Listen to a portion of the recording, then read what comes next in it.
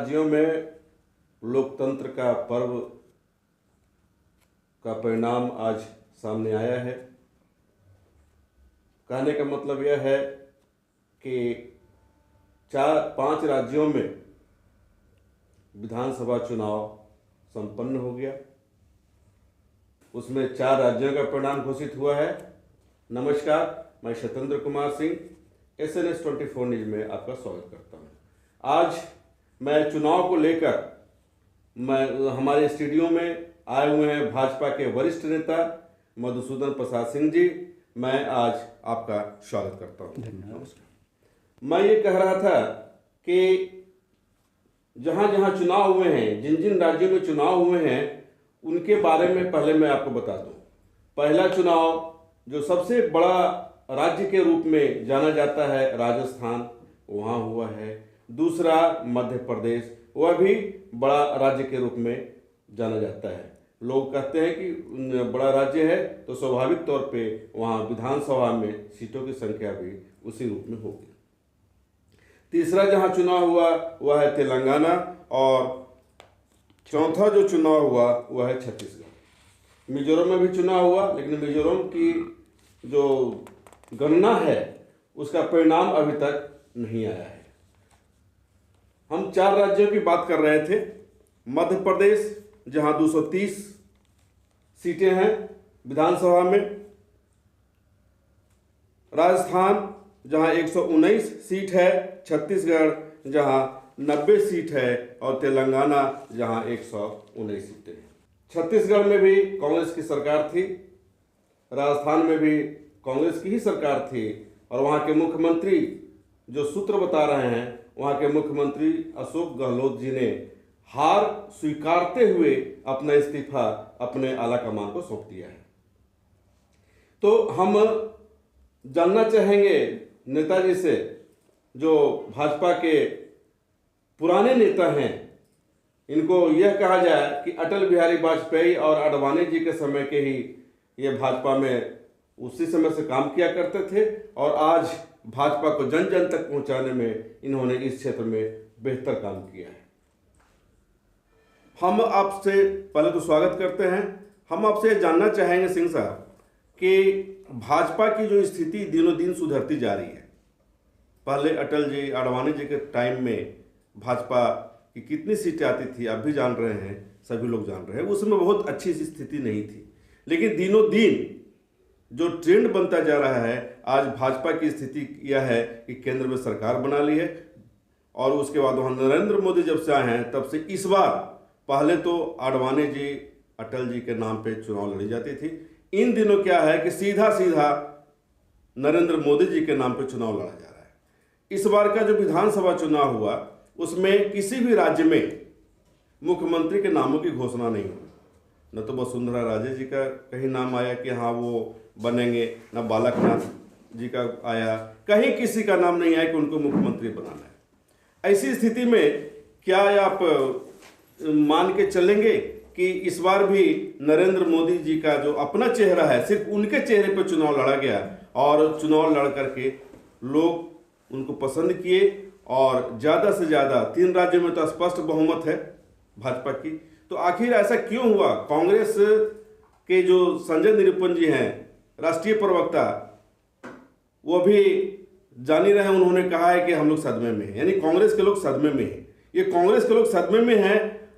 आखिर ऐसा कौन सी स्थिति आप लोगों ने पैदा कर दिया कि बीजेपी के लोग, ज़्यादातर लोग झुकाव हो रहा है और वोट उन्हीं को दिया जा रहा है, जबकि सब लोग जान रहे हैं कि आज की तारीख में बेरोजगारी चरम पर है, महंगाई चरम पर है। कहीं कोई इसमें कहने सुनने की बात नहीं है, भले भाजपा वाले उसको स्वीकारें या नहीं स्वीकारें, लेकिन महंगाई बढ़ी है। चाहे वो पेट्रोल की कीमत हो, चाहे वो डीजल की कीमत हो, चाहे वो, चूंकि पेट्रोल डीजल की कीमत बढ़ेगी तो खाद्यान्न की कीमत बढ़ना स्वाभाविक है, उसमें कहीं कोई किंतु परंतु नहीं है। तो ऐसी स्थिति में आप क्या मानते हैं, कैसे आप कह सकते हैं कि भाई लोग क्यों आपकी तरफ जा रहे हैं, क्यों बीजेपी को लोग वोट दे रहे हैं, क्यों पसंद कर रहे हैं, बताइए। देखिए, ऐसा है कि जो भारत की जनता है वो अपने देश और अपने संविधान को पसंद करती है, और भारत का विभाजन जब हुआ 1947 से लगातार जो देश के साथ छल किया गया, अब लोग पूरी तरह समझने लगे हैं कि हमको छल कौन कर रहा है।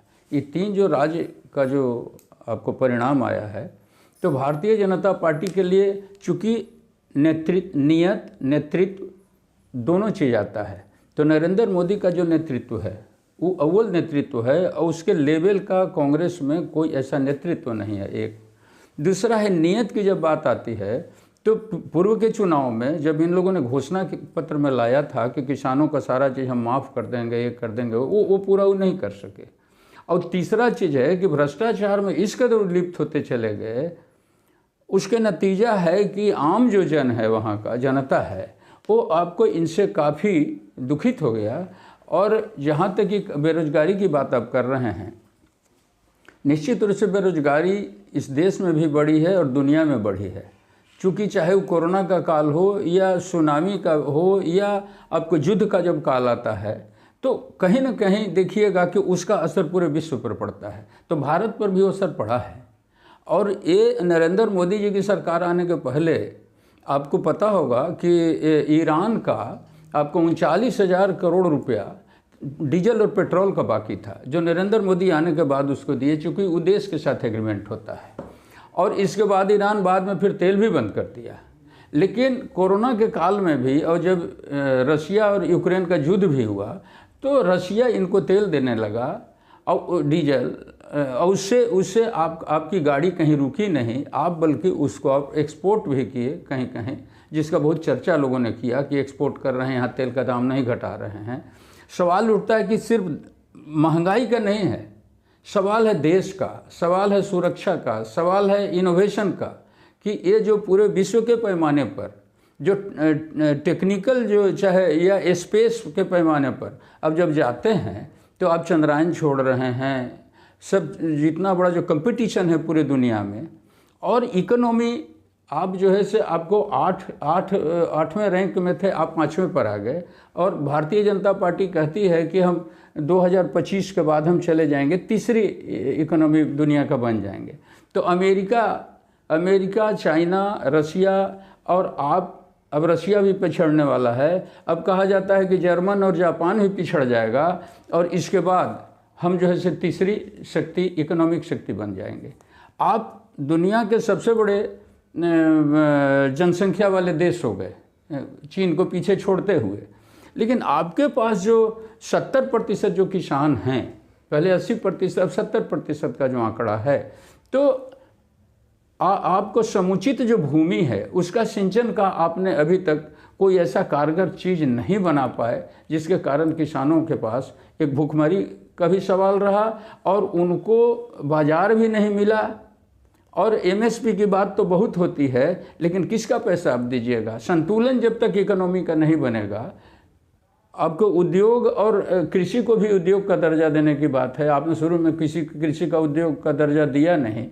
अब नरेंद्र मोदी उसको समायोजित कर रहे हैं और उसका संतुलित कर रहे हैं। एक तरफ से आप कल जब चाइना चढ़ाई किया था, तो आपको मिलिट्री को भेजने में ही समय लग गया था। आज पूरे बॉर्डर पर आपने सब जगह अपना लिंक बना दिया है, बॉर्डर रोड बना दिया है, उसमें काफ़ी पैसे खर्च होते हैं। अभी टनल का जो मामला आया था, जिसमें आपका 41 मजदूर जो फंस गया था, जिसको भी भगवान का असीम कृपा रहा कि आप उसको निकाल लिए और किसी को क्षति नहीं हुई। तो जब देश सामने जब रहता है महोदय, तब उसमें आपको चाहे चिकित्सा हो, चाहे शिक्षा हो, चाहे रोजगार हो, चाहे सुरक्षा हो, इन सारे चीज़ों को पहला कर्तव्य होता है देश को सुरक्षित रखना। दूसरा कर्तव्य होता है अपने नागरिक को भूखमरी से बचाना, और तीसरा होता है उनको उचित स्वास्थ्य का व्यवस्था देना, और चौथा होता है कि उनको शिक्षित करके और इनोवेटिव मोड में ले जाना। और इसीलिए कौशल विकास का पर काफ़ी सरकार जोर दिया है। महंगाई की बात जब हम करते हैं, तो आज अब देखे होंगे सर कि कोई ऐसा घर नहीं है गांव में, अब चले जाइए एक गांव में, एक घर में अगर 4 लड़का है तो चारों के साथ पास बहुत बड़ा बड़ा एंड्रॉयड मोबाइल है। अब उसमें चार्ज भी कराना पड़ता है। लेकिन आज तक आप ये नहीं सुने होइएगा कि कोई भूखे मर रहा है। चूँकि पहले ऐसा हो जाता था, आज मीडिया इतना टाइट हो गया है कि कहीं की बात अगर कोई सांस भी लेता है तो वो चारों तरफ वायरल हो जाता है। इसलिए मीडिया को तो हम धन्यवाद देते हैं कि चाहे वो जंगल हो, पहाड़ हो, वीरान हो, सभी जगह मीडिया वाले खड़े रहते हैं। और एक लगता है कि ईश्वरीय प्रेरणा उनको होता है, यह संवेदनशीलता उनमें इतनी है, यह कर्तव्यपरायणता इतनी है कि वो हर जगह मौजूद रहते हैं, जिसके कारण चाहे राजनीतिक दल हो, चाहे धार्मिक संगठन हो, सबों को लगता है कि हम मीडिया की आंखों से बच नहीं सकते हैं। इसलिए अब कोई चाह करके भी चाहेगा कि हम बात को छुपा देंगे। और आपने कहा कि आखिर क्यों ऐसा हुआ, तो एक चीज हम जानना चाहेंगे कि आप बताए कि किसानों को उद्योग का दर्जा नहीं मिला, और आप बता रहे हैं ये टनल वाली बात, बहुत अच्छी बात है, सुंदर सी बात है और लोग इसको अप्रिसिएट भी कर रहे हैं। लेकिन दो चीज़ें हमारे जहन में ही नहीं बल्कि आम लोगों के बीच में भी है कि किसान का जब आंदोलन चल रहा था, आपके भी संज्ञान में होगा, तो कितने किसानों की मौत हो गई और कितने दिनों तक आंदोलन चली और उनको क्या मिला ये आप भी जानते हैं। मिजोरम में एक बहुत बड़ी घटना घटी थी, उस पर भी चर्चा होती है। विरोधी पक्ष के लोग कहते हैं कि वहाँ क्या मिजोरम देश से बाहर है, वहाँ क्यों नहीं आपके पीएम गए, तो इस पर भी थोड़ा सा आप बताएं कि ऐसा क्यों हुआ। ऐसा है सर, पहले तो मणिपुर की बात थी, मिजोरम में घटना हुई थी, लेकिन मणिपुर में बहुत बड़ा घटना हुआ। अब मणिपुर एक ऐसा जगह, चिकू और दो समुदाय हैं वहाँ, वो आपस में उन लोग को पटता नहीं है। एक समुदाय को लोगों ने आपको खाड़ी के स्थान पर रख दिया और दूसरे को आपको पहाड़ी इलाके में रख दिया। दुर्भाग्य है इस देश का कि बॉर्डर का सिक्योरिटी करने में काफ़ी परेशानी है। 6,500 किलोमीटर तो आपको खाली इसका जो इलाका पड़ता, समुद्री इलाका, और इधर जो आपको जो पड़ता है जो नॉर्थ ईस्ट में, तो उसमें वो म्यांमार से लेकर के सारे लोगों का पेनिट्रेशन होता था।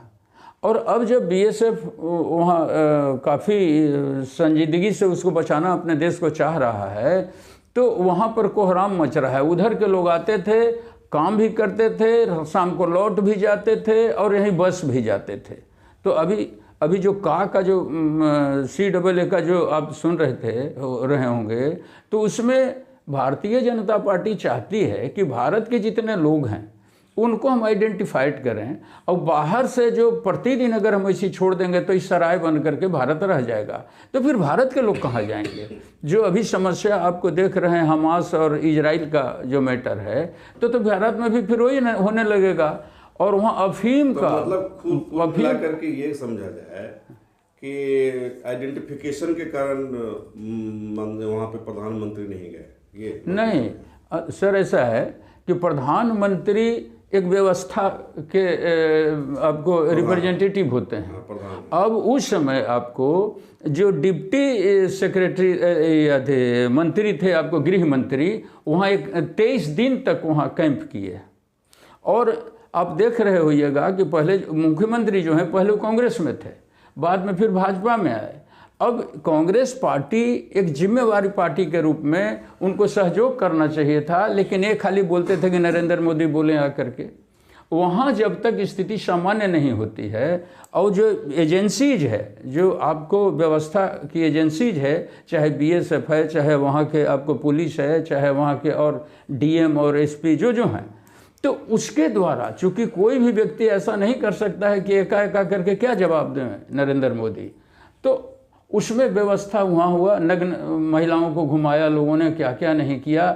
तो वो जो स्थानीय स्तर पर जब सामुदायिक विद्वेष जब फैलता है तो इस तरह की घटनाएं होती हैं, लेकिन सरकार हमेशा चौकस रही।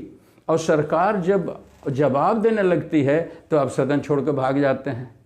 और आप उड़ेलते तो बहुत हैं, इस पर नकारात्मक बात तो बहुत बोलते हैं, लेकिन आपको सुनना भी चाहिए। और विपक्ष का मतलब सकारात्मक आलोचना करने की ज़रूरत है, न कि आप जो है, जबकि आपको 1.5 लाख करीब 1 मिनट में आपको सदन चलाने में खर्च होता है, तो आप जोड़िए। अब 45-50 वर्षों तक आप जो है से राज किए हैं इस देश में, तो आपको क्यों नहीं ऐसा लगता है कि इस देश का इकोनॉमी आज ढह जाएगा तो क्या होगा?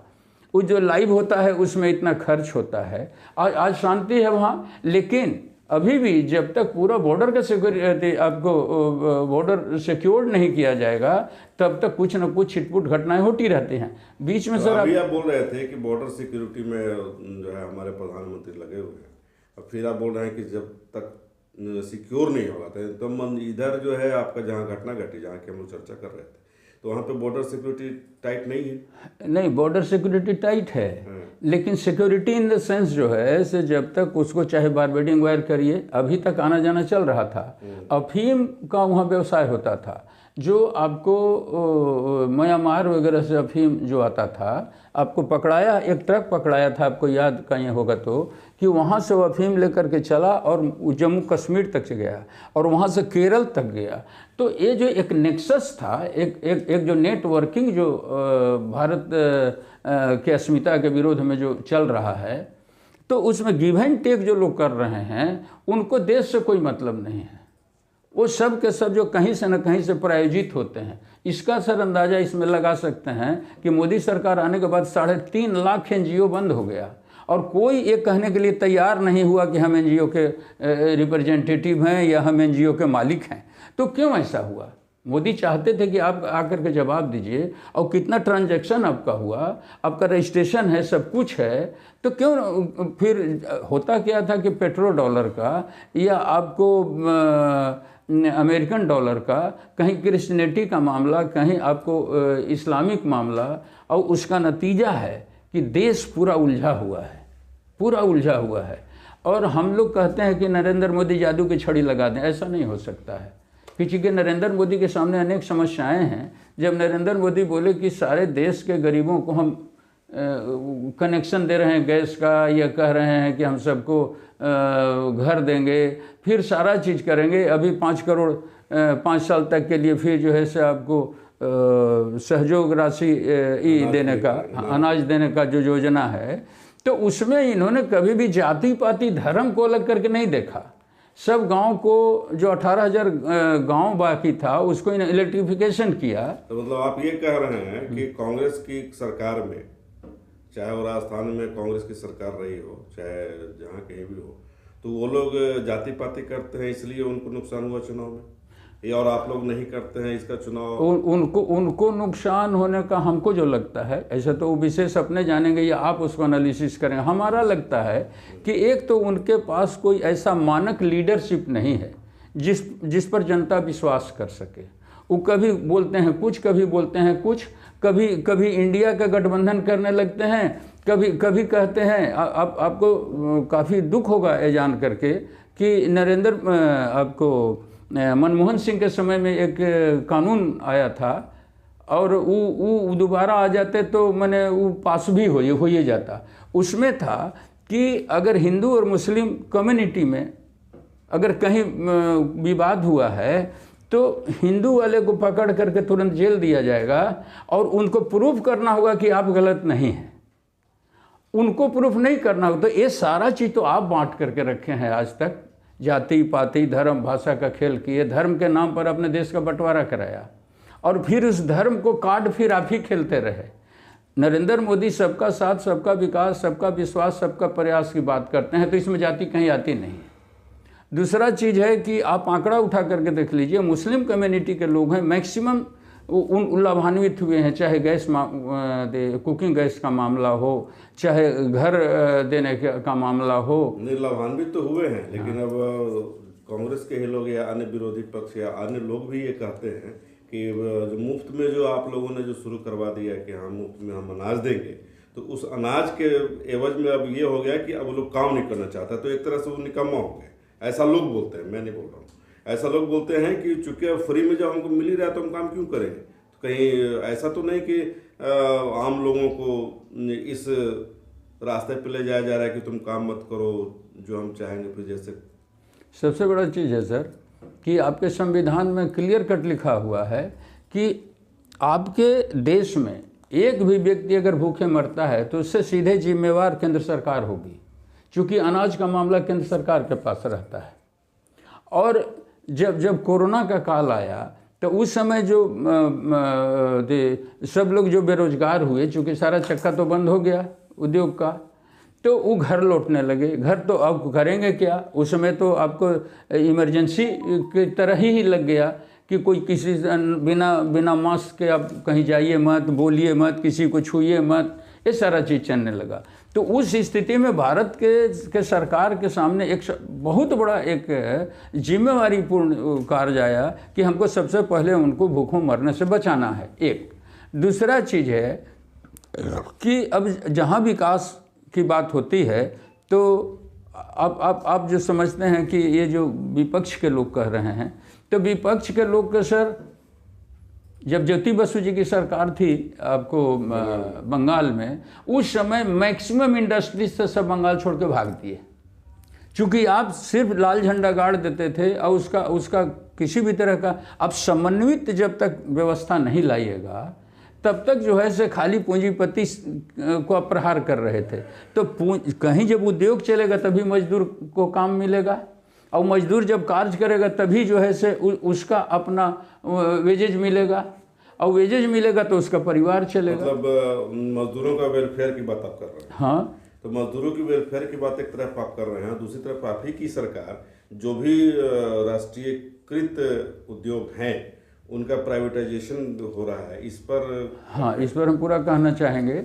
देखिए, जब नेहरू जी के समय से लेकर के अभी तक जितने भी राष्ट्रीय कृत उद्योग हैं, जब उसको मिलाते हैं और आपको जब टाटा का, अब हम बताते हैं कि जब हम लोग भी 8.33 बोनस मांगते थे, टाटा 20% बोनस उस समय भी देता था, और टाटा इंसेंटिव भी देता था। जब प्रोडक्शन बढ़ जाता था उसका इंसेंटिव भी देता था। टाटा में जिसकी नौकरी होती है वो आपको सरकारी नौकरी से ज़्यादा सुरक्षित समझता है अपने आप को। तो आपको ऐसे उद्योग को खड़ा करना है, चाहे निजी हो चाहे आपको सरकारी हो। चूँकि 1956 में मिक्स्ड इकोनॉमी आया था, नेहरू जी ने लाया था कि उसमें दोनों तरह का सरकारी तंत्र भी चलेगा और निजी तंत्र भी चलेगा। तो निजी में आपको टाटा, बिरला, ऐसे ऐसे जो उद्योग बने, तो उन लोगों के प्रति वो लोग अपने जो भी लेबर वेजेज का नीति आपने तैयार किया वो अक्षरशः माना। आपको प्रारंभिक जब एज था, तो जैसे कोयला उद्योग है, तो कोयला उद्योग में आपको राष्ट्रीयकरण आपने किया, तो उस समय आपको कोयला का फैसेज ये सब जितना निकाल करके रो रखे थे, काफ़ी थोड़ा आपको आराम बुझाया, लेकिन आप वेजेज धीरे धीरे धीरे धीरे बढ़ाते चले गए। 150-200 जिनका वेजेज था, आज आपको 50,000 39,000 से 50,000 मिनिमम वेजेज में आ गया। तो एक तरफ वेज बढ़ रहा है और दूसरे तरफ आपको कोयला का दाम, इसलिए आपको जब कोयला पूर्ण रूप से आप नहीं दे रहे हैं तो विदेश से कोयला मंगाना आपको पड़ रहा है आपको इंडस्ट्री को चलाने के लिए। ठीक है, ये तो प्राइवेटाइजेशन और ये तो बात की चीज़ है, लेकिन आप बताइए कि चुनाव में आपके प्रधानमंत्री बहुत चर्चा की है, उनने लाल डायरी का, वो क्या है लाल डायरी के बारे में? देखिए, लाल डायरी का तो लाना चाहिए इन लोगों को कि उस सदन में आपको राजस्थान के सदन में ही विधानसभा में कांग्रेस का एक विधायक ही उस डायरी को दिखाया और बोला कि इसका स्पष्टीकरण दीजिए, जिसके बाद उसको बात तो नहीं ही माना गया, उसका डायरी छीन के आधा फाड़ियो दिया गया, लेकिन कुछ बचा हुआ रहा। तो अब तो जवाब देना होगा, चाहे तो सीबीआई, उसको सीबीआई जांच की भी बात हो गई है, तो चाहे अब सीबीआई एजेंसी उसको सामने लावे, और नहीं तो अगर भाजपा की सरकार बनती है तो वो डायरी कहाँ है उसको लावे सदन के सामने। वो सदन का मैटर था, वो बाहर का मैटर नहीं था। तो ये तो गहलोत जी को दिखाना चाहिए था कि लाल डायरी क्या था। लाल डायरी में गहलोत जी का जितने कारनामे थे, काले कारनामे, वही था कहते हैं लोग। तो अब तो उन्हीं को लाना होगा कि वो सच है कि झूठ है। एक इसका प्रोपगंडा बहुत हुआ, इसका भी असर वहाँ पड़ा। फिर आपको वहाँ महिला के साथ जो बलात्कार हुआ था, उसको भी इन लोगों ने खल छुपाने का प्रयास किया, उसका भी बहुत बड़ा गलत मैसेज गया।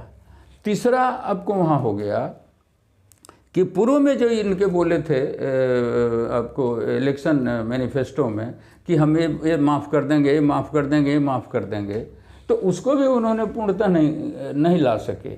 एमएसपी ये कहते हैं कि सरकार घोषित करे, राज्य के अंतर्गत जो अपने राज्य में कोई व्यवस्था खड़ा करने का अधिकार मुख्यमंत्री को है, तो अगर वो कहते कि हम सारा सामान हम खरीद लेंगे किसानों का एमएसपी इतना के नाम पर और फिर हम देंगे, बेचेंगे मार्केट में, तो वो तो नहीं कर रहे हैं, वो सिर्फ मोदी के माथे ठिकरा फोड़ रहे हैं।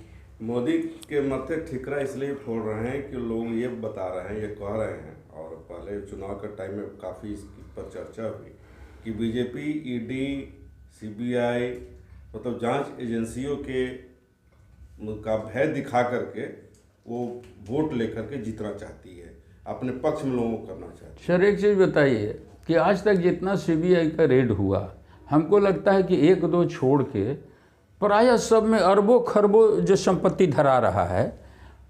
8-8, 10-10 मशीन लगाना पड़ रहा है काउंटिंग के लिए, चाहे वो बंगाल का वो क्षेत्र हो, ममता जी का क्षेत्र हो, चाहे जहाँ भी धरा रहा है। तो सरकार तो जो ईडी एजेंसी है वो तो ये चाहती है कि आपके पास जो धन है उसका हमको सिर्फ आप टैक्स दे दीजिए, तो आप टैक्स देना नहीं चाहते हैं और आज देश बदहाली में आ जाता है। तो सरकार का तो ये काम है, एजेंसी तो इसीलिए बनाया गया था ना कि कोई आदमी टैक्स की चोरी ना करे।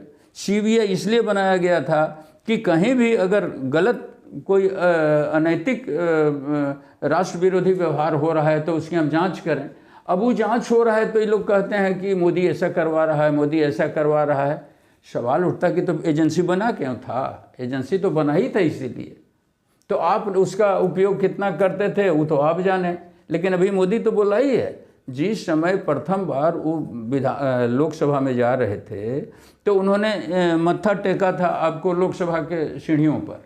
उस समय उनका ये कहना था कि कितना पवित्र ये स्थल है, उसको मत्था टेक करके हम अंदर जा रहे हैं, उसकी लोकतांत्रिक जो गरिमा है उसको बचनी चाहिए। दूसरा बार जब गए तो संविधान के सामने मत्था टेके कि अब संविधान से हम सारा चीज़ काम करके रहेंगे। अब उनका कार्यकाल समाप्ति होने वाला, आज अगर वो नहीं करेंगे तो फिर वही कहा जाएगा कि आप जब सरकार में थे तो आपने क्यों नहीं किया था, आपने क्यों नहीं किया था। तो इसलिए एक ईमानदार प्रशासक, एक ईमानदार राजनीतिज्ञ, एक ईमानदार प्रधानमंत्री और एक राष्ट्र के संवेदनशील प्रधानमंत्री हम अगर हैं तो हमारा एक कर्तव्य बनता है कि हर चीज़ को हम पटरी पर लावें, उस कार्य को कर रहे हैं। इसलिए डराने किसी की बात नहीं है। लेकिन आखिर फिर एजेंसी, सुप्रीम कोर्ट तो खुला हुआ है, हाई कोर्ट तो खुला हुआ है, वो लोग जा करके फिर वहाँ से क्यों रिटर्न होना पड़ रहा है? वहाँ तो भाजपा सरकार का कोई नहीं चल रहा है कुछ। तो ये कहना तो कितना लाजमी है हमसे ज़्यादा आप समझ सकते हैं। ये बताइए कि 2024 में संसदीय चुनाव होना है, तो इस विधानसभा चुनाव को क्या सेमीफाइनल के रूप में देखी जाए या फिर इसका दूसरा रूप होगा? नहीं, इसको सेमीफाइनल वगैरह मत मानिए आप। एक जो है सो लोकतांत्रिक प्रक्रिया के तहत आप इसको मानिए, क्योंकि अब जल्दी ही हो सकता है कि घोषणा हो जम्मू कश्मीर के चुनाव का। तो ये तो प्रक्रिया है। ये दुर्भाग्य है इस देश का कि हर राज्यों का अलग अलग चुनाव होता है, अलग अलग आचार संहिता लगता है, उसमें काफ़ी लॉसेज होते हैं, उसमें बहुत पैसे खर्च होते हैं। जब वन नेशन वन इलेक्शन की बात मोदी करते हैं तो ये लोग हल्ला करने लगते हैं। उसी पर एक नई कमेटी भी बनी है जिसमें पूर्व राष्ट्रपति उसके हेड बने हैं। तो सवाल उठता है कि ये नरेंद्र मोदी आखिर करे क्या? जब बोलते हैं नरेंद्र मोदी की सुझाव दीजिए आप, विपक्ष आता ही नहीं। तो आप सुझाव भी नहीं देते हैं, आप सरकार के डिबेट में भाग भी नहीं लेते हैं, आप सिर्फ वॉकआउट करते हैं और मोदी मुर्दाबाद करते हैं। तो मोदी अगर यही सुनते रहेंगे तो देश का काम कब करेंगे? इस चुनाव में सभाओं में काफ़ी वैसे शब्दों का भी इस्तेमाल किया गया जो नहीं होना चाहिए था। इस पर आपका क्या? देखिए, मेरा बहुत स्पष्ट कहना है, चाहे किसी दल के व्यक्ति हों, किसी संगठन के व्यक्ति हों, यह भारत के किसी कोने का कोई व्यक्ति हो, किसी का कोई अधिकार नहीं बनता है कि हम अव्यवहारिक और अमानवीय और असंवैधानिक शब्दों का व्यवहार करें, चाहे कोई हो, चाहे बीजेपी का हो, चाहे किसी दल का हो। नहीं तो फिर आखिर भारत का जो एक अपना गरिमामय जो इतिहास है, एक व्यवहारिक पक्ष है, उसका क्या होगा। आइए हम लोग अब सुने इन्होंने क्या कहा, वरिष्ठ नेता जी हैं, और हम दर्शकों से आग्रह करेंगे कि अगर आप कुछ पूछना चाहते हैं तो आप पूछ सकते हैं। दर्शक दीर्घा से आए हैं, आप बताइए आपका क्या नाम हुआ। मेरा नाम राजकुमार पाठक हुआ और मैं एक प्राइवेट स्कूल में शिक्षक हूँ। आप बताइए कि अभी जो चुनाव की जो चर्चा हम लोग कर रहे थे और उसमें बहुत हद तक क्या कहें कि मतलब काफ़ी तरीके से, काफ़ी सुलझे हुए बातों से यह बताया गया कि नहीं, बीजेपी की सरकार ही बननी चाहिए और बीजेपी बहुत काम कर रही है। हालांकि इसका आप लोग कितना संतुष्ट हुए इस जवाब से कि महंगाई बढ़ रही है, उस पर जो जवाब दिया गया, तो आप कुछ अगर पूछना चाहते हैं, आप कुछ कहना चाहते हैं तो बताइए। सबसे बड़ी बात तो यह है कि बीजेपी की सरकार की निंदा करना मैं व्यर्थ समझता हूँ, क्योंकि कल तक जो भारतीय अपने आप को गौरवान्वित नहीं महसूस करते थे, सन 2014 के पहले तक अपने आप को भारतीय नहीं मान पाते थे विदेशों में, आज गर्व के साथ कहते हैं कि हम भारतीय हैं हर क्षेत्र में। और यह सबसे बड़ी देन है बीजेपी की कि विदेश नीति और देश की आर्थिक नीति को इन्होंने बहुत आगे बढ़ाया है। इसलिए आम जनता चाहती है कि हमारा देश आर्थिक रूप से समृद्ध हो और देश की समृद्धि प्रत्येक जनता पर निर्भर करती है कि वह जनता भले आज महंगाई कितना ही कुछ हो, लेकिन हर व्यक्ति के पास एक एंड्रॉयड मोबाइल, विभिन्न प्रकार की गाड़ियाँ, एक साधारण से साधारण व्यक्ति भी मोटरसाइकिल पर चलना चाहता है और चल रहा है। एक 5,000 के वेतन भोगी लोग भी मोटरसाइकिल का प्रयोग कर रहे हैं। फिर महंगाई कहाँ है? महंगाई तो बढ़ेगी, जब देश की स्थिति बढ़ेगी तो महंगाई का दौर तो बढ़ेगा। और स्वाभाविक है कि इस स्पर्धा में महंगाई के इस मार को हम आम जनता लोग झेलते हैं, लेकिन फिर भी यह चाहते हैं कि एक सबल सरकार हो हमारे देश में। आज हमारा पड़ोसी राष्ट्र भी जो कंगाली की ओर चला गया है, लेकिन हम विकास की ओर बढ़ रहे हैं, विकासशील हैं। विकसित तो हुए नहीं, लेकिन विकासशील हैं। और हमारे आर्थिक समृद्धि एक सबल और सशक्त व्यक्तित्व के अंतर्गत ही एक सफल राष्ट्र का निर्माण होगा। इसलिए आम जनता चाहती है कि हमारे देश में एक मजबूत और अच्छी सरकार बने। मतलब और निष्पक्ष 3 राज्यों में जो जी हाँ आगे चल रही है तो सबल सरकार वहाँ बनेगी। जी हाँ। और देश जब विभिन्न राज्यों में बटा हुआ जो हमारा देश है, उसमें अगर सारी शक्ति एक होकर के मिलेगी तो और ज़्यादा निखरेगी और हमारा यह देश आगे की ओर बढ़ेगा। और कल विश्व गुरु की ओर बढ़ता हुआ यह देश कहीं पीछे ना हट जाए, इसलिए सभी राज्यों में बीजेपी की सरकार होनी चाहिए और सबों का समर्थन होना चाहिए। हमारे अतिथि से कुछ पूछना और हमारे अतिथि महोदय से मैं यही जानना चाहूँगा कि वो जिस प्रकार उन्होंने नागरिकों को इस बीजेपी के प्रति समर्थित और समर्पित कार्यकर्ता के रूप में शुरू से उन्होंने योगदान दिया है और आगे भी अपना योगदान देते रहें, ताकि ये युवा पीढ़ी, युवा समाज भी उस ओर अग्रसर हो और आगे देश के प्रति सोचे और अपना वक्तव्य जो है सो एक सफल राष्ट्र बनाने में प्रयास करे। चलिए, धन्यवाद। तो बताइए आपका क्या सवाल है, कुछ सवाल जानना चाहेंगे आप हमारे अतिथि से? मेरा प्रश्न ये है कि अभी जैसा इन्होंने कहा कि निजीकरण और इस सरकारी संस्थाओं में बैलेंस होनी चाहिए। तो इसका स्पष्टीकरण मैं जानना चाहूँगा, किस तरह से बैलेंस आप बना सकते हैं, और क्या अगर निजीकरण के आप समर्थक हैं या आपकी सरकार समर्थक है तो क्या सारे संस्थाओं का, जो बड़ी बड़ी संस्था है, सबका निजीकरण हो जाएगा? क्या पॉसिबल है, और इसका क्या दूरगामी परिणाम निकलेगा, या निजीकरण का अगर आपको लगता है कि अच्छा इम्पैक्ट गिरने वाला है तो कैसे? अभी आपने सुना हमारे दर्शक की ओर से कि आपसे जो सवाल पूछे गए निजीकरण के मामले को लेकर, तो उसमें आप क्या कहना चाहेंगे? हमारा बहुत स्पष्ट उसमें कहना है कि दोनों आज से नहीं, चूँकि 1956 में भी इसीलिए मिक्स्ड इकोनॉमी लग करके और सरकारीकरण निजीकरण दोनों का व्यवस्था बनाया गया। लेकिन आज एक समस्या आकर के खड़ा हो जा रही है कि जब हमारा वेजेज सरकारी तंत्र में बहुत ज़ोरों से बढ़ा, हालांकि उसी रेशियो में आपको टाटा बिरला जैसे संस्थान जो निजीकरण के संस्थान हैं, या अंबानी हैं, अडानी हैं, उनके यहाँ भी बढ़ा है लोगों को उसी रेशियो में।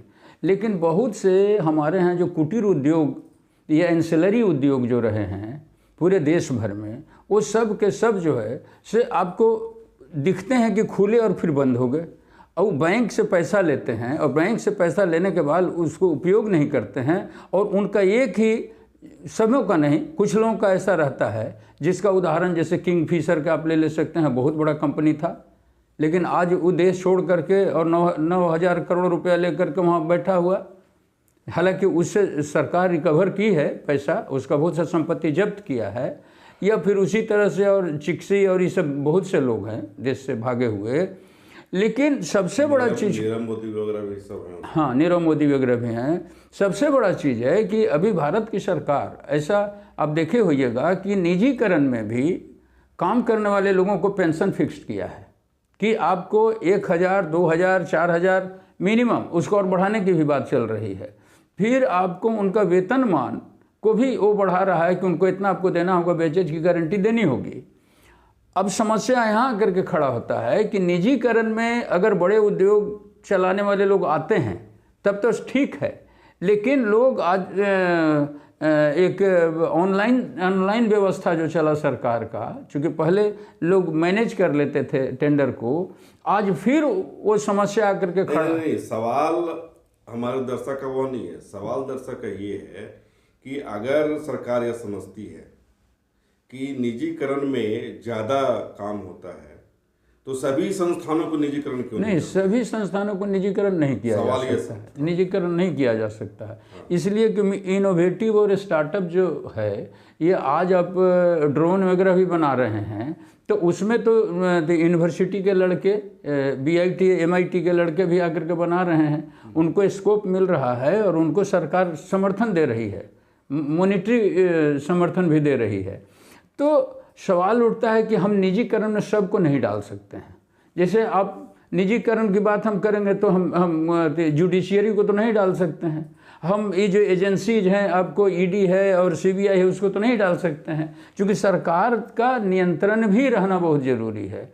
और निजीकरण में हम डाल देते हैं तो जब तक पूर्णतः उनका अप टू मार्क उनका स्टैंडर्ड नहीं बनता है, तब तक हम डालते हैं तो वो आज वो खोलेंगे, कल वो बंद कर देंगे।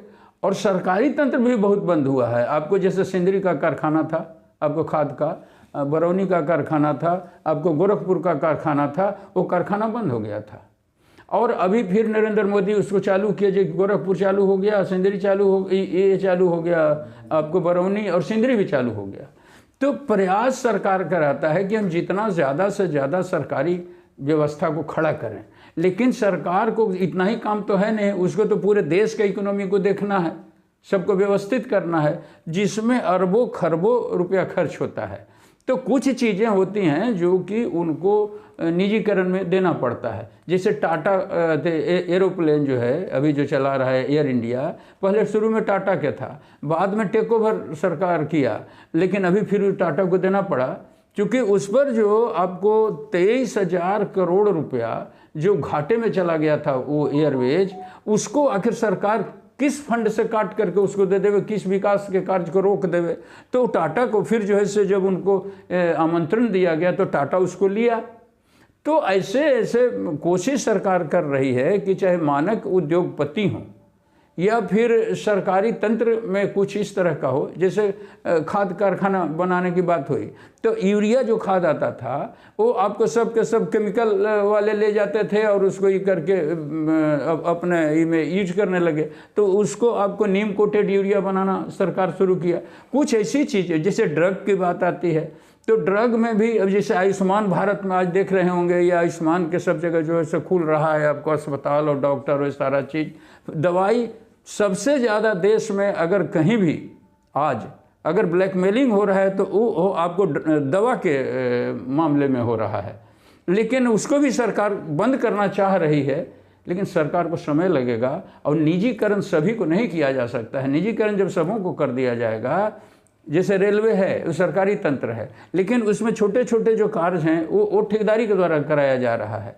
अभी आपको बोकारो स्टील जैसे जितने भी देश में स्टील प्लांट हैं उनको एंसिलरी उनके सपोर्ट के लिए खड़ा किया जाता है कि दूसरे तरफ भी बेरोजगारी दूर हो और वो लोग उनका माल जो है से आपको बड़ा जो बिग इंडस्ट्री है वो खरीदे।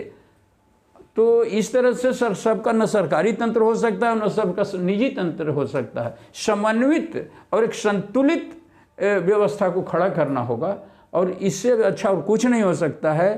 तो अब आप देखे होइएगा कि अभी पीएफ का आपको बढ़ रहा है दायरा, वो करोड़ों करोड़ में चला गया, इसलिए कि जो निजी व्यवस्था में काम कर रहे हैं उनका भी पीएफ कटना शुरू हो गया है, मतलब उनका शोषण नहीं हो और पेंशन उनको बचे हुए जीवन के लिए उनको उपयुक्त पेंशन भी मिले।